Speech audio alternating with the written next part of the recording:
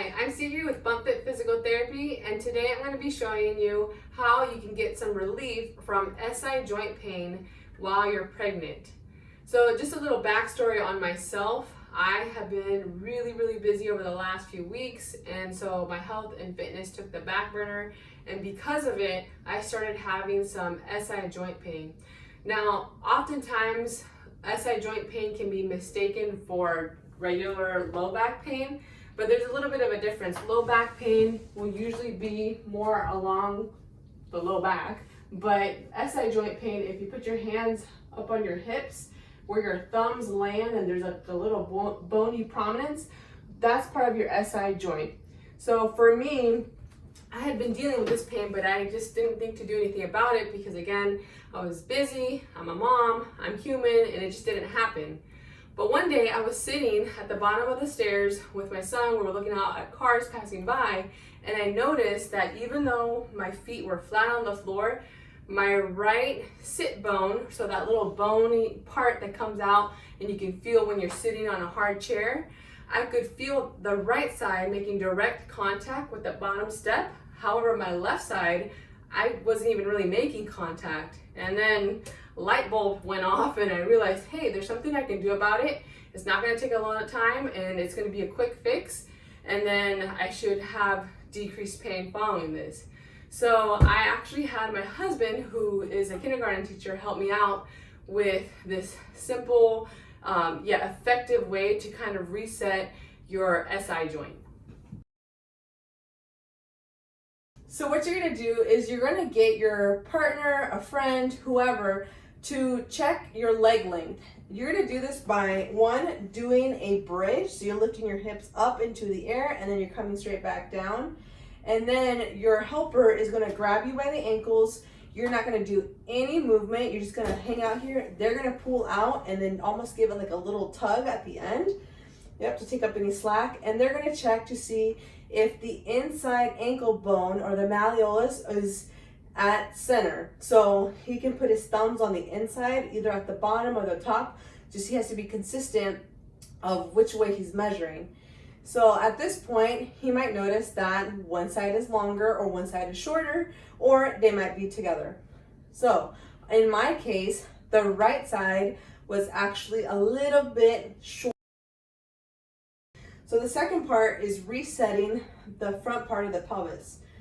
So I had him just kind of hug my knees, and all I simply did was push out, so outwards, and this is an isometric hold. So the first one is 1, 2, 3, 4, 5, 6, and relax. And then we took it out about hip width apart, and same thing again, pushing into his chest, pushing into his hands. 1, 2, 3, 4, 5, 6. And then one more, so we really widen it as far as he could get his arms around. Again, to his chest and to his hands. 1, 2, 3, 4, 5, 6. And then for the final part of this one is he just stuck his hand between, and now I'm squeezing inwards. So I'm turning on the inner thighs here. 1, 2, 3, 4, 5, 6. We went ahead and did the squeezing in part 3 different times as well. So again, I went up into that bridge, came back down, and then he pulled out and checked.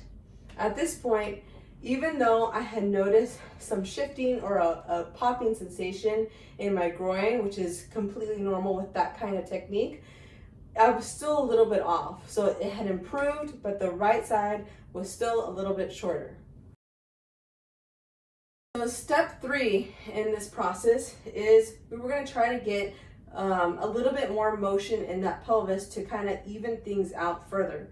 So since my right side was the shorter side, I was going to grab behind with my hands, and he lifted my leg up, and all he was doing, I'm going to bring this leg down so you can see, is he had his hand here. All I was going to do is push upwards. So he's stopping that motion, so it's an isometric hold. At the same time, while that's happening, my hand is on this side and I'm doing the exact same motion, but just downwards. So I'm pulling down, but my hands are stopping that motion. But in order for this to be effective, you gotta do both sides at the same time. So it looks a little bit like this. So I'm pushing down on the right side and pulling up on the left side. Again, we held it for 3 or 6 seconds, and we did that 3 different times. After that, once again, he reassessed to see where my leg length was at. So lift up, come back down, stretch out, and at that point, I was even. So go ahead and give these exercises a shot and see if it helps with your SI joint pain.